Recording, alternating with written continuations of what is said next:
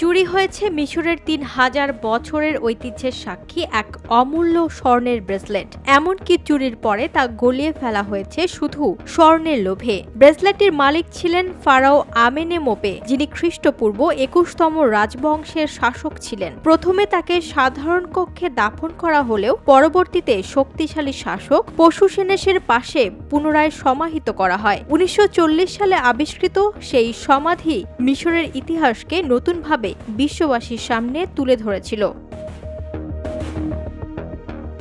মিশরের কায়রোতে অবস্থিত জাদুঘর থেকে চুরি হয় অমূল্য এক প্রত্নসম্পদ ফারাও আমেনেমোপের স্বর্ণের ব্রেসলেট। ল্যাপিস লাজুলি পাথরে অলংকৃত এই অনন্য ব্রেসলেটটি সর্বশেষ জাদুঘরের পুনর্নবীকরণ ল্যাবরেটরিতে দেখা গিয়েছিল। গত ৯ সেপ্টেম্বর জাদুঘরের একটি সংরক্ষণাগার ল্যাবরেটরি থেকে অদৃশ্য হয়ে যায় এই অমূল্য ব্রেসলেটটি। মিশরের অত্যন্ত গুরুত্বপূর্ণ গ্র্যান্ড ইজিপশিয়ান মিউজিয়ামের উদ্বোধনী অনুষ্ঠানের মাত্র কয়েক সপ্তাহ আগে এই চুরির ঘটনাটি ঘটে।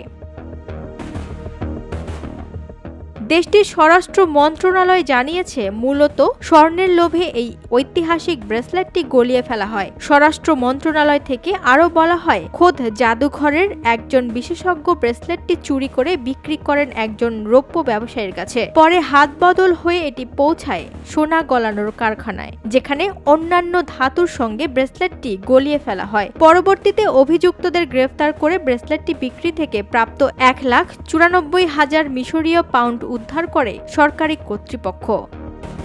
ওয়াহিদা প্রান্তি, স্বদেশ প্রতিদিন।